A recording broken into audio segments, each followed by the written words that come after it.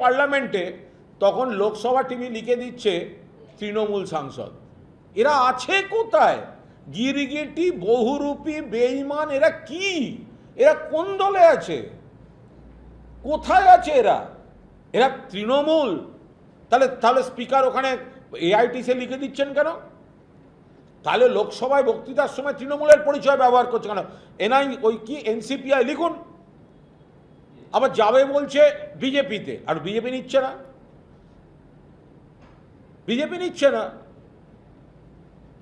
BJP নিচ্ছে না। আর নিলে মানুষ আরো পরিষ্কার দেখতে পাবেন। তো মমতাদির সঙ্গে শুধু বেইমানি করছে না, শুধু তৃণমূলের সঙ্গে বেইমানি করছে না, একজন ভোটার যারা বিজেপির বিরুদ্ধে ভোট দিয়েছেন তাই এরা সংসদে গেছে। রাজনীতি নিয়ে, বিশ্বাসযোগ্যতা নিয়ে প্রশ্ন তুলে দিচ্ছে এদের এই আচরণ। বাঞ্চ অফ গদ্দার্স। কত বড় নির্লজ্জ হলে এই কাজ করতে পারে? এইখানে তৃণমূলের যখন প্রার্থী হয়ে গেছে মমতাদির পাশে, এদের সব দেখুন না, এদের গত 1 মাস আগের এদের সমস্ত বিবৃতিগুলো দেখুন। মমতাদির পাশে ছবি। এদের জেতাবার জন্য মমতাদি এদের নির্বাচনী কেন্দ্রে গিয়ে প্রচার করেছে, ঘুরেছে। কেউ কেন্দ্রীয় মন্ত্রী ছিলেন, বেঈমান সুদীপ কেন্দ্রীয় মন্ত্রী ছিলেন, এই ছিল, ওই ছিল, সব ছিল। এরা হঠাৎ এখন নরেন্দ্র মোদীকে দেখে বলছে মুগ্ধ। কেউ না, আশ্রয় খুঁজছে, আশ্রয় খুঁজছে, প্রোটেকশন খুঁজছে তৃণমূল। আচ্ছা, ওরা কোন দলে? এনসিপিআই। তাহলে তলায় এনসিপিআই লেখা নেই কেন? কেন তৃণমূল লেখা আছে লোকসভা টিভিতে? ওরা মুখে বলছেন এনসিপিআইতে গেছি, তলায় লেখা তৃণমূল। তার মানে স্পিকার এখনো এনসিপিআইকে দেননি। তাই যদি হয় তাহলে তো অ্যান্টি ডিফেকশন অ্যাপ্লিকেবল। ওটা বিজেপির পায়ে ধরে, নরেন্দ্র মোদীর পায়ে ধরে বাঁচার চেষ্টা করছে এখন এই গদ্দারগুলো। স্বীকৃতি পায়নি কেন? এখনো আছে। কেন এখনো আছে? স্পষ্ট ভায়োলেশন। অ্যান্টি ডিফেকশনে এই 20 জনের মেম্বারশিপ চলে যাওয়া উচিত। বিজেপি এদের বাঁচিয়ে রেখেছে এখনো। যারা বলেছে আমরা তৃণমূল ছেড়ে চলে গেছি, এনসিপিআইতে জয়েন করে গেছি, তারা কি করে এখনো লোকসভা টিভিতে, যেটা স্পিকার কন্ট্রোল করেন, সেখানে কি করে তৃণমূল লেখা থাকে? তার মানে স্বীকৃতি দেয়নি, স্বীকৃতি পায়নি। তাহলে কেন তাদের এখনো পর্যন্ত লোকসভা সাংসদ পদ যাবে না? নির্লজ্জ, বেহায়া। রাজ্যসভায় যারা বিদ্রোহ করেছে তাদের সঙ্গে আমাদের যুক্তির লড়াই আছে, কিন্তু তারা ইস্তফা দিয়ে দিয়েছিল। লোকসভার যদি দম থাকে ইস্তফা দিন না। লোকসভার মুরত থাকলে ইস্তফা দিন।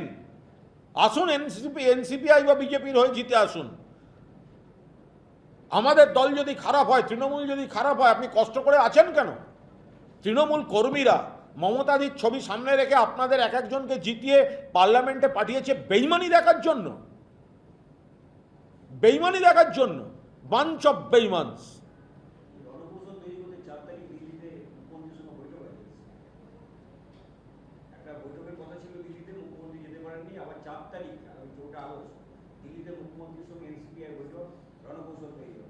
রণকৌশলের কি আছে?